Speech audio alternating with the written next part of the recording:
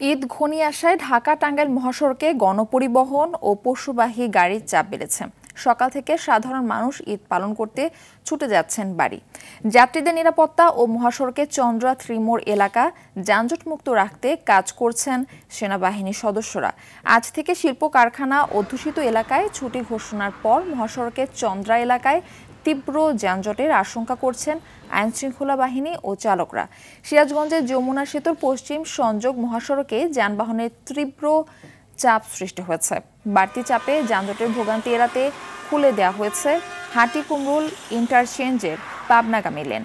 মহাসড়কে দায়িত্বরত পুলিশ সদস্যরা জানান, ঈদ উদযাপনে রাজধানী ছেড়ে বাড়ি ফিরছেন উত্তর ও দক্ষিণাঞ্চলবাসী। বিকেল থেকে এই চাপ আবারও বৃদ্ধি পাবে। ঢাকা-টাঙ্গাইল যমুনা সেতু মহাসড়কেও বেড়েছে ঘরমুখ যানবাহনের চাপ, তবে কোথাও যানজট নেই।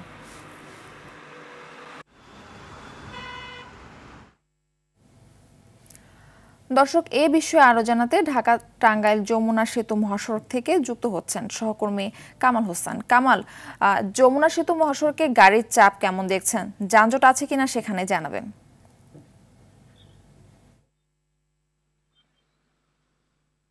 জি মারফি, ধন্যবাদ আপনাকে।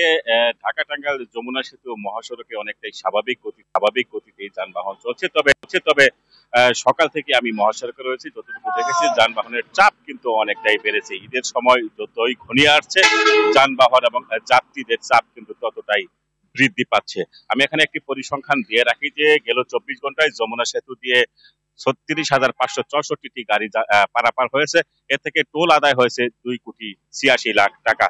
তবে এই মহাসড়কে যাতে করে ঘরমুখ মানুষ নির্বিঘ্নে তাদের বাড়ি ফিরতে পারে, ক্ষেত্রে 6 শতাধিক পুলিশের পাশাপাশি সেনাবাহিনী কিন্তু আমার সেতু কর্তৃপক্ষের সাথে কথা হয়েছে। তারা যেটি বলছেন যে আসলে নির্বিঘ্নে সেতু পারাপারের জন্য যানবাহনগুলোকে 18টি বুথ কিন্তু উভয় পারে চালু রেখেছে সেতু কর্তৃপক্ষ। এর মধ্যে 14টি স্বাভাবিক যানবাহন এবং বাকি 4টি হচ্ছে উভয় পারে মোটর সাইকেলের জন্য। তবে যেটি আশঙ্কা করা হচ্ছে যে যখন আজকে এই সরকারি ছুটি এবং গার্মেন্টস পল্লী যখন ছুটি হবে, সেক্ষেত্রে বিকালের পর থেকে এই মহাসড়কে যানবাহনের চাপ বাড়বে। এবং যেহেতু এলাঙ্গা থেকে যমুনা সেতু পর্যন্ত এই যে 13 কিলোমিটার সড়ক, এই সড়কগুলোতে এখনো 4 লেনের কাজ কিন্তু সমাপ্ত হয়নি। যদিও 4 লেনের যানবাহন চলাচল করাতে চাচ্ছে বা করছে, সেক্ষেত্রে যখন যানবাহনের চাপ বৃদ্ধি পাবে, সেতু কর্তৃপক্ষ যেটি বলছে যে আসলে সেতুতে 2 লেনে যানবাহন পারাপার হয়, সেক্ষেত্রে যে 40 থেকে 50 হাজার বা তারও বেশি যখন যানবাহনের চাপ বাড়বে, সেক্ষেত্রে কিন্তু একটি যানজটের সংখ্যা কিন্তু এখানে সেতু কর্তৃপক্ষ বলছে।